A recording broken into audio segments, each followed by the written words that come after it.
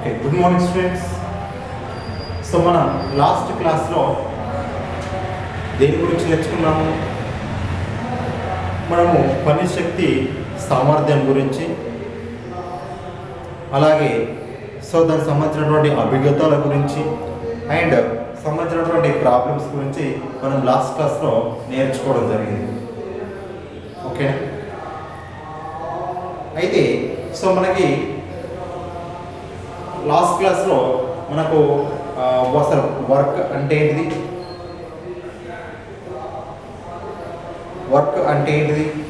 The work energy theorem అంటే పనిశక్తి సిద్ధాంతం ఏ విధంగా ఉంటుంది. ఓకేనా? స్వేచ్ఛగా క్రింది పడేటువంటి వస్తువు విషయంలో మనం పనిశక్తి సిద్ధాంతాన్ని నిర్వచించినాం. అలాగే మనకు దానిపైన కొన్ని ప్రాబ్లమ్స్ కూడా మనం నేర్చుకోవడం జరిగింది. ఓకేనా? కొన్ని ప్రాబ్లమ్స్ కూడా నేర్చుకున్నాం మనం లాస్ట్ క్లాస్లో. ఓకే, ఇక్కడ మనకు ఈరోజు నెక్స్ట్ చాప్టర్ మనకేంటి సార్ అంటే 5th చాప్టర్. ఓకేనా? Law of motion. ఓకేనా? లా ఆఫ్ మోషన్, చలించేటువంటి నియమాలు, గమన నియమాల గురించి ఈ చాప్టర్లో చదువుకున్నాం. ఓకేనా? ఈ చాప్టర్ యొక్క నేమ్ ఏంటిది? గమన నియమాలు. అంటే గమనానికి కూడా కొన్ని సంబంధించినటువంటి నియమాలను, పర్టికులర్ సంబంధించినటువంటి కండిషన్స్ని మనం ఈ చాప్టర్లో స్టడీ చేస్తాం. ఎటువంటి నియమాల గురించి స్టడీ చేస్తాం? న్యూటన్ చెప్పినటువంటి 3 నియమాలు కావచ్చు, ఘర్షణకు సంబంధించినటువంటి నియమాలు కావచ్చు, అలాగే మూమెంటం. ఓకేనా? మూమెంటం, ద్రవ్యవేగము అంటే ఏంటిది, ప్రచోదనం అంటే ఏంటిది, అసలు ద్రవ్యవేగ నిత్యత్వ నియమం ఏ విధంగా పనిచేస్తుంది. ఓకేనా? అసలు బలం అంటే ఏంటిది, ఈ విధంగా కొన్ని సంబంధించినటువంటి పద్ధతులను, కొన్ని సంబంధించినటువంటి విషయాలను ఈ చాప్టర్లో మనం నేర్చుకున్నాం. గమన నియమాల్లో మనకి ఫస్ట్ ఆఫ్ ఆల్ తెలియాల్సింది అసలు బలం అంటే ఏంటిది, ఫోర్స్ అంటే ఏంటి. ఓకేనా? ఫోర్స్ అంటే ఏంటి అంటే ఒక వస్తువు పైన మనం బలం ప్రయోగించడం వల్ల ఆ వస్తువులో దాని స్థానంలో మార్పు వస్తుంది, లేదా దాని యొక్క స్థితిలో మార్పు వస్తుంది. ఓకేనా? మనకు బలం అనేది ఒక ఫిజికల్ క్వాంటిటీ. ఓకేనా? అది ఫిజికల్ క్వాంటిటీ అంటే ఏంటి సార్ అంటే మనకు అది ఒక భౌతికమైనటువంటి ప్రమాణం. ఓకేనా? భౌతిక రాశి ఏంటిది? బలం అనేది ఒక భౌతిక రాశి. ఈ బలం అనేటువంటి భౌతిక రాశిని ఏ విధంగా నిర్వచిస్తున్నాం అంటే మనకు ఒక వస్తువుని స్థితిలో లేదా స్థానంలో మార్పు వస్తుంది. దేనివల్ల సార్ అంటే బలం వల్లనే. ఓకేనా? The force is a physical quantity that change to state or rest. Okay, state the position అంటే ఒక స్థానంలో మార్పు రావడానికి కావచ్చు, ఒక స్థితిలో మార్పు రావడానికి కావచ్చు, మనం కలిగేసేటువంటి భౌతికమైనటువంటి రాశిని ఏమని పిలుస్తారంటే బలం అని పిలుస్తాం. ఓకేనా? బలం అంటే ఇది ఒక వస్తువు యొక్క స్థానంలో కావచ్చు, లేదా స్థితిలో కావచ్చు, మార్పు రావడానికి, మార్పు కలగడానికి మనము ప్రయోగించేటువంటి ఒక భౌతిక రాశిని దాన్ని ఏమేమి పేరు పెట్టుకుంటారంటే బలం అని పిలుస్తాం. బలాన్ని మనము జౌల్స్లో కొలుస్తాం, అలాగే ఎర్గ్స్లో కొలుస్తాం అని మనం నేర్చుకున్నాం. ఓకేనా? లాస్ట్ క్లాస్లో దాని గురించి కూడా నేర్చుకోవడం జరిగింది. న్యూటన్స్. ఓకేనా? న్యూటన్స్లో కొలుస్తాం. నెక్స్ట్ మనకి సంబంధించినటువంటి న్యూటన్ యొక్క 3 నియమాల గురించి ఈ చాప్టర్లో మనం కంప్లీట్గా చర్చించుకుంటాం. న్యూటన్ యొక్క మొదటి నియమం అంటే ఏంటిది, న్యూటన్ యొక్క 2వ నియమం ఏంటిది, న్యూటన్ యొక్క 3వ నియమం అంటే ఏంటిది అనేది ఈ చాప్టర్లో నేర్చుకుంటాం. న్యూటన్ యొక్క మొదటి నియమం చూసినట్లయితే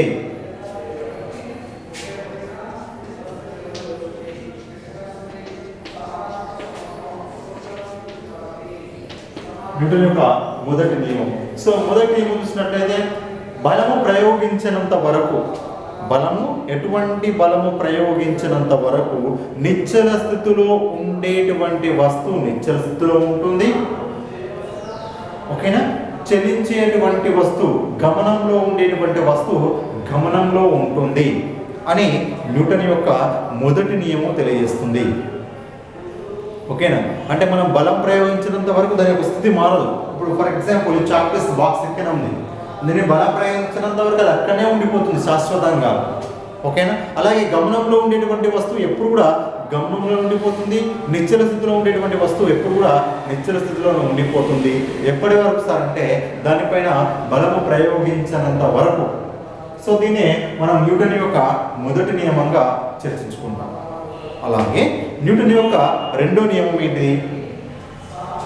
సెకండ్ లా.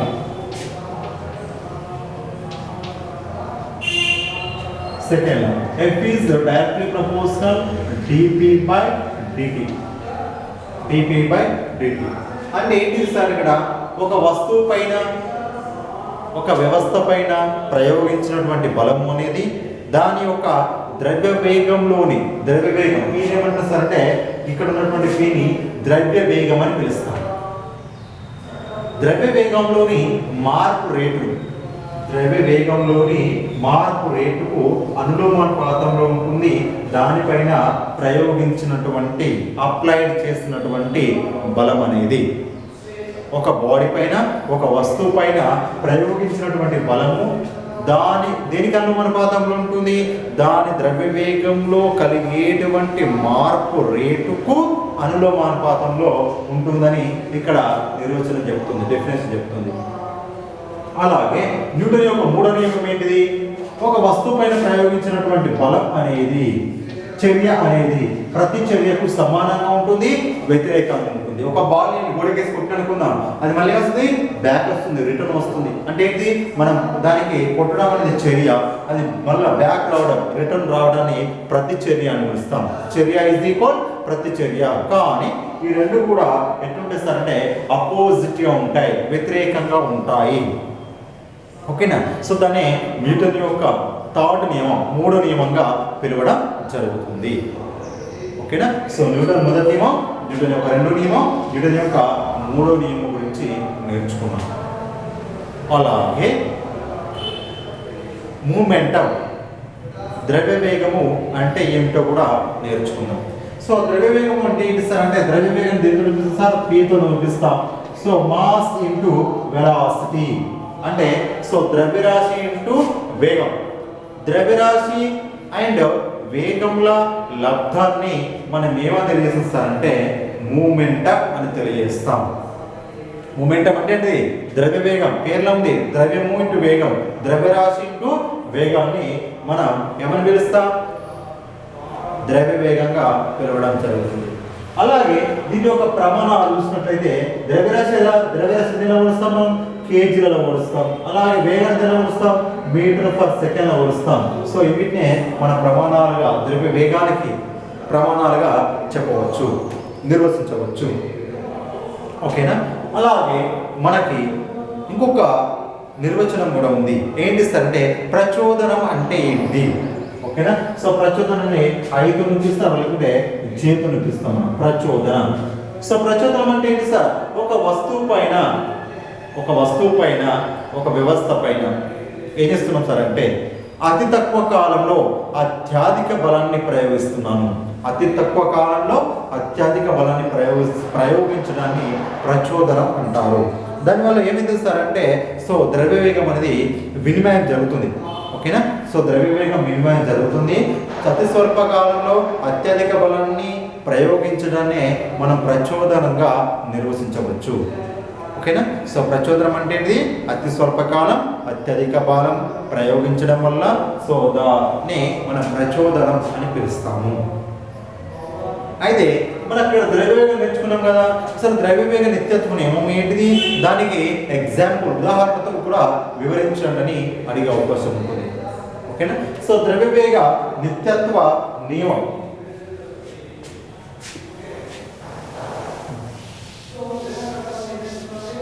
ద్రవ్యవేగ నిత్యత్వ నియమం. సో ద్రవ్యవేగ నిత్యత్వ నియమం అంటే ఏంటిది అంటే ఒక వియుక్త వ్యవస్థ పైన బలము ప్రయోగించినంత వరకు ఆ వ్యవస్థలో ఉన్నటువంటి ద్రవ్యవేగం స్థిరం. ఓకేనా?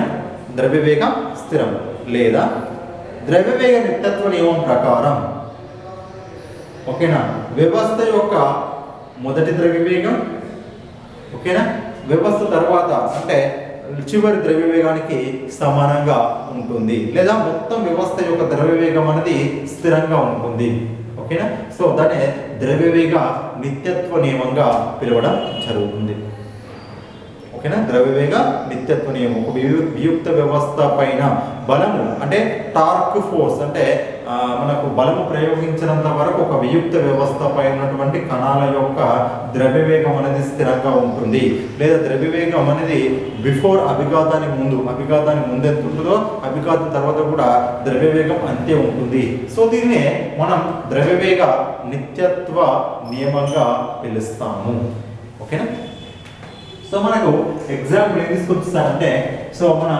ఇంతకుముందు అభిఘాతాలను నేర్చుకున్నాం అభిఘాతాలను కూడా ఇక్కడ మనం రాసుకోవచ్చు ఓకేనా సో మనం ఇక్కడ ఒక గోళం తీసుకుంటున్నాం దాని యొక్క ద్రవ్యరాశి m1 అనుకుంటున్నాం దాని యొక్క వేగం u1 అనుకుంటున్నాం తొలి వేగం కాబట్టి అలాగే ఇంకొక ద్రవ్యరాశి తీసుకుంటున్నాం అది m2 దాని యొక్క తొలి వేగం u2 అని తీసుకుంటున్నాం ఓకేనా సో అభిఘాతానికి తర్వాత వాటి యొక్క వేగాలు ఏమైనా సరే అంటే v1 అయింది v2 అయింది ఓకేనా m1 m2 ద్రవ్యరాశులు గల రెండు గోళాలను తీసుకుంటున్నాం రెండు వస్తువులను తీసుకుంటున్నాం అభిఘాతానికి ముందు వాటి యొక్క వేగాలు తొలి వేగాలు u1 u2గా పిలుస్తున్నాం అభిఘాతానికి తర్వాత వాటి యొక్క వేగాలు v1 v2గా పిలవడం జరుగుతుంది సో ద్రవ్యవేగ నిత్యత్వ నియమం ప్రకారం అభిఘాతానికి ముందు ఎంత ఉంటుందో అభిఘాతానికి తర్వాత కూడా అంతే ఉండాలి లేదా మొత్తం 0కి సమానంగా ఉండాలి ఓకేనా సో ఆ నియమం ప్రకారం ఏ విధంగా రాస్తున్నాం మనం m1 u1 plus m2 u2 is equal to m1 v1 plus m2 v2 ఓకేనా సో ద్రవ్యవేగం అనేది అభిఘాతానికి ముందు ద్రవ్యవేగం అనేది అభిఘాతం తర్వాత దీన్ని ద్రవ్యవేగ నిత్యత్వ నియమంగా పిలవడం జరుగుతుంది ఎగ్జాంపుల్స్ తీసుకోవచ్చు సో ఫర్ ఎగ్జాంపుల్ ఒక బాంబుని మనం రెస్ట్ పొజిషన్లో అంటే నిశ్చల స్థితిలో ఉన్నప్పుడు పేల్చామనుకుందాం ఒక బాంబును ఫస్ట్ దానికి వేగం ఏం లేదు అక్కడ నేలపైన ఉంది దాన్ని పేల్చామనుకుందాం అంటే సో దాని అర్థం ఏంటి సార్ అక్కడ m1 v1 plus m2 v2 is equal to 0 లేదా m1 v1 minus m2 v2 గా రాసుకోవచ్చు అంటే అది ఒకవేళ వెళ్ళిపోయింది అనుకుందాం రెండు ముక్కలు వెళ్ళిపోయింది బాంబు అని నిశ్చల స్థితిలో ఉన్నటువంటి బాంబు అనేది రెండు ముక్కలుగా పేలిపోయింది రెండు ముక్కలుగా పేలిపోయినట్లయితే సో దాని యొక్క టోటల్ ద్రవ్యవేగం ఎంత కావాలి మొదటి ద్రవ్యవేగము is equal చివరి ద్రవ్యవేగము మొదటి ద్రవ్యవేగం 0 ఎందుకు సార్ అంటే నిశ్చల స్థితిలో ఉంది కాబట్టి చివరి ద్రవ్యవేగం ఏంటి m1 v1 plus m2 v2 దాని ఏం రాయొచ్చు m1 v1 is equal minus m2 v2 ఓకేనా ఈ విధంగా రాసుకోవచ్చు అంటే సో నిశ్చల స్థితిలో ఒక బాంబు పేలినప్పుడు సో దాని యొక్క రెండు ముక్కలు కూడా వ్యతిరేక దిశలో చలిస్తాయి అని ఇక్కడ మైనస్ సింబల్ తెలియజేస్తుంది రుణ గుర్తు తెలియజేస్తుంది ఓకేనా అలాగే సో ఒక గన్ నుంచి ఫైర్ అయినటువంటి బుల్లెట్ కావచ్చు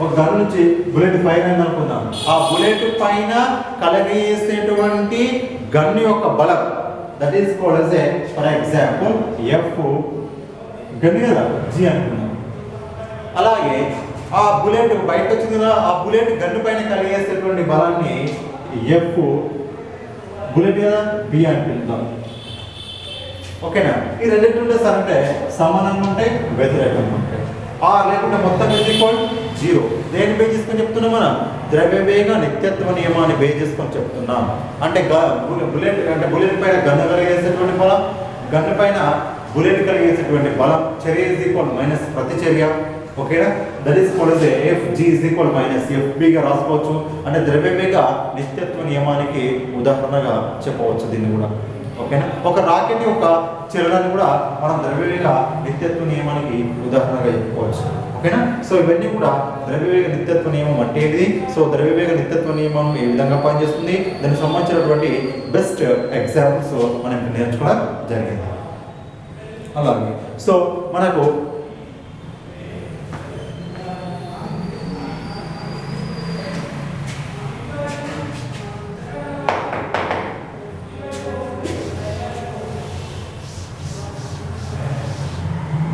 ఘర్షణ సంబంధించినటువంటి విషయాలు నేర్చుకుందాం. అసలు ఘర్షణ అంటే ఏంటి సార్? అంటే వ్యతిరేకించేటువంటి ధర్మాన్ని, వ్యతిరేకించేటువంటి బలాన్ని. ఎప్పుడు ఒక రెండు వస్తువులు అనేటువంటివి ఒకదానితో ఒకటి ఉన్నప్పుడు, కాంటాక్ట్ ఉన్నప్పుడు, అభిఘాతంలో ఉన్నప్పుడు, ఓకేనా? అంటే so relative motion between the two bodies అంటే ఏంటి సార్? అంటే relative motion. Relative means that is called a మనకు ఒక బాడీ అనేది ఇంకొక బాడీ. ఇప్పుడు ఫర్ ఎగ్జాంపుల్ ఒక బాడీ అనేది, ఇప్పుడు ఫర్ ఎగ్జాంపుల్ నేను అనేది ఒక బాడీ అనుకుందాం. సో దానిపైన మనకు బైక్ వెళ్తుంది అనుకుందాం, లేదా మనం నడుస్తున్నాం అనుకుందాం, ఓకేనా?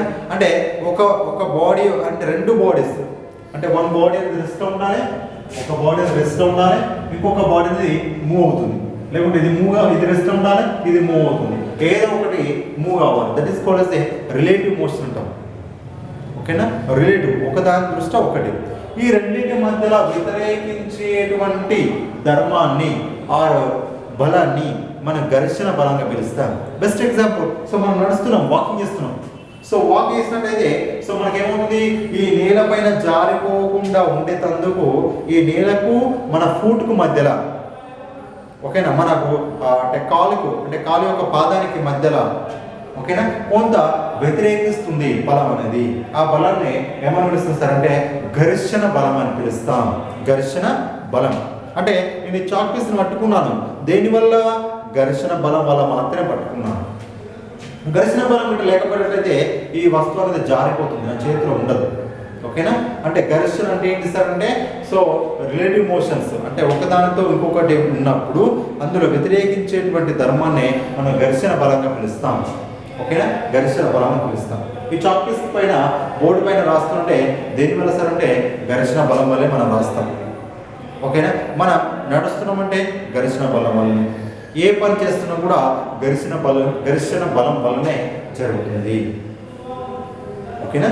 నెక్స్ట్, ఈ ఘర్షణలో మనం ఉండేటువంటి రకాలు ఏ విధంగా ఉంటాయి అండ్ వాటిని తగ్గించడానికి అండ్ ఫర్ ఎగ్జాంపుల్ ఘర్షణ యొక్క లాభాలు ఏంటి? చాలా లాభాలు ఉన్నాయి ఘర్షణ వల్ల. ఏంటి సార్? ఈ వస్తువును మనం నడుస్తున్నామంటే, నేలపై నడుస్తున్నామంటే ఘర్షణ బలం వల్ల నడుస్తున్నాం. ఈ చాక్ పీస్ అంటే వస్తువులను, థింగ్స్ని పట్టుకుంటున్నామంటే దేనివల్ల? ఘర్షణ బలం వల్ల పట్టుకుంటున్నాం. సో ఏ పని చేసినా కూడా మనకు దేనివల్ల జరుగుతుంది? ఘర్షణ బలం వల్ల జరుగుతుంది. అలాగే దానివల్ల కూడా కొన్ని నష్టాలు కూడా ఉన్నాయి, ఓకేనా? సో ఇంజన్లో మనం బెల్ట్ వాడతాం. బెల్ట్ ఎందుకు వాడతాం సార్? అంటే రెండు వీల్స్ని కలిపినందుకు బెల్ట్ వాడతాం. అంటే సో దానివల్ల ఏమైతే యంత్ర భాగాలు అరిగిపోతాయి. దేనివల్ల? ఘర్షణ వల్ల. అంటే ఘర్షణ వల్ల యంత్ర భాగాలు అరిగిపోతున్నాయి, శక్తి నష్టం జరుగుతుంది, ఓకేనా? అంటే సో ఘర్షణ వల్ల నష్టాలు కూడా ఉన్నాయి, లాభాలు ఎక్కువ ఉన్నాయి, ఓకేనా? మనం నడుస్తున్నాము, పట్టుకుంటున్నాము, వస్తువును పట్టుకుంటున్నాము, ఒక మేకును గోడలకు దించుతున్నాను, ఓకేనా? ఎన్ని ఎగ్జాంపుల్స్ అంటే అన్ని ఎగ్జాంపుల్స్ ఘర్షణ యొక్క ఉపయోగాలుగా మనం ఓన్గా రాసుకోవచ్చు. దాని యొక్క నష్టాలు రాసుకోవచ్చు. చెప్పాను నష్టాలు ఏంటి? దాని యొక్క ఇప్పుడు ఫర్ ఎగ్జాంపుల్ ఆ వస్తువు అనేది దానిలో శక్తి నష్టం జరిగినట్లయితే దాని యొక్క దక్షత తగ్గుతుంది, పనిచేసేటువంటి సామర్థ్యం తగ్గుతుంది, యంత్ర భాగాలు అరిగిపోతున్నాయి, దాని యొక్క సామర్థ్యం తగ్గిపోతుంది, ఓకేనా? ఈ విధంగా దాని యొక్క నష్టాల గురించి కూడా మనం నేర్చుకోవచ్చు, ఓకేనా? సో ఘర్షణను తగ్గించడానికి 4 రకాలైనటువంటి పద్ధతులు ఉన్నాయి, ఓకేనా? 4 రకమైనటువంటి పద్ధతులు మనం ఘర్షణ తగ్గించడానికి ఉపయోగిస్తాం. ఒకటేమో ఫస్ట్ది పాలిష్ చేయడం. పాలిష్ అంటే నునుపు చేయడం, ఓకేనా? రెండవది బాల్ బేరింగ్స్ వాడతాం, ఓకేనా? సో మూడవది మనకు దారరేఖల ప్రవాహం అంటే గాలి యొక్క దారరేఖల ప్రవాహం గురించి, ఓకేనా? సో ఇంకొక మెథడ్ ఏంటిది? So polishing and ball bearings, steam lining, ఓకేనా? సో లూబ్రికేట్స్ అంటే ఏంటి సార్? అంటే గ్రీసు, ఆయిల్ ఇవన్నింటినీ మనం లూబ్రికేట్స్ అని పిలుస్తాం, ఓకేనా? సో వీటి వల్ల ఏంటి సార్? అంటే ఘర్షణ బలాన్ని మనం తగ్గించవచ్చు, ఓకేనా?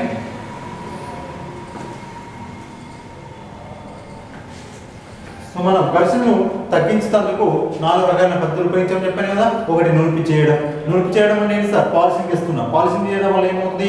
ఘర్షణ బలం అనేది తగ్గిపోతుంది. ఒక వస్తువును స్మూత్ చేయడం వల్ల అంటే పాలిష్ చేయడం వల్ల, నునుపు చేయడం వల్ల వాటి యొక్క ఘర్షణను తగ్గించవచ్చు, ఓకే? రెండవది ఏంటి సార్ బాల్ బేరింగ్స్ వాడుతున్నాం. బాల్ బేరింగ్స్ అంటే ఏంటి సార్? చక్రాలు. ఇప్పుడు మనం సైకిల్ చర్రాలు అంటే చూసినావా, అంటే దట్ మీన్స్ రెండు బాడీస్ అనేటువంటివి, అంటే రెండు స్లైడింగ్ బాడీస్ అంటే ఏంటి సార్ అంటే ఇలా ఉన్నటువంటి రెండు బాడీస్ ను మనం ఎట్లా మారుస్తున్నాం? రోలింగ్ మారుతున్నాం. రోలింగ్ అంటే ఏంటి సార్ అంటే సో మనకు రోల్ అవుతున్నట్టుగా. ఫర్ ఎగ్జాంపుల్ మనకు ఏ విధంగా చెప్పొచ్చారంటే ఇక్కడ sliding bodies, two sliding bodies. ఈ స్లైడింగ్ బాడీస్ ను ఏం చేస్తున్నాం? మనం రోలింగ్ గా మార్చుతున్నాం. ఓకేనా? అంటే రోలింగ్ అంటే జారుడు ఘర్షణగా, దొర్లుడు ఘర్షణగా మారుతున్నాను. అంటే జారుడు ఘర్షణగా ఉండేటువంటి రెండు వస్తువులను దొర్లుడు ఘర్షణగా మారుస్తుంది. దేనివల్ల? ఈ చర్రాలను ఉపయోగించడం వల్ల. ఓకేనా? అంటే గుండ్రటి ఉన్నటువంటి స్టీల్ బాడీస్ ఉపయోగించడం వల్ల దాని యొక్క ఫ్రిక్షన్ మనం తగ్గించవచ్చు. ఓకేనా? ఈ విధంగా ఇది ఒక బెస్ట్ మెథడ్ తగ్గించుతుంది. ఓకే, అలాగే మనకి ఏరోప్లేన్స్ కానీ ఆటోమొబైల్స్ కానీ మనం స్పెషల్గా డిజైన్ చేస్తాం. ఎందుకు సార్ అంటే మన గాలి యొక్క ఫ్రిక్షన్ కూడా, గాలి యొక్క ఘర్షణ బలాన్ని కూడా తగ్గించాలి. ఓకేనా? గాలి యొక్క ఘర్షణ బలం తగ్గించడానికి వాటిని మనం స్పెషల్గా డిజైన్ చేస్తున్నాం. కర్వ్డ్ షేప్లో డిజైన్ చేస్తాం, వక్ర రూపంగా డిజైన్ చేస్తాం. ఎందుకు సార్ అంటే గాలి యొక్క ఘర్షణ బలాన్ని తగ్గించుతందుకు. ఓకేనా? సో ఇవన్నీ కూడా సో బెస్ట్ మెథడ్స్. అంటే మనకు ఆయిల్, గ్రీస్, ఎక్సెట్రా లూబ్రికేట్స్ అనమాట. సో లూబ్రికేట్స్ కూడా మనం యూజ్ చేస్తాం. ఎందుకు సార్ అంటే ఘర్షణ బలాన్ని తగ్గించుతందుకే. ఓకేనా? సో ఇవన్నీ కూడా so best methods of decreasing of the friction. Okay, so right. So the next one today class over and so next tomorrow class. So what is the friction, types of the friction, and so what is the that is the pushing and pulling is more important. అంటే ఒక వస్తువుని మనం నెట్టడం ఈజా, లాగడం ఈజా. ల్యాండ్లో తీసుకుందాం అనుకుందాం, ల్యాండ్లో నెట్టడం ఈజా, లాగడం ఈజా అనేది నెక్స్ట్ క్లాస్లో మనం వాటి గురించి నేర్చుకుందాం. Okay, so thank you students.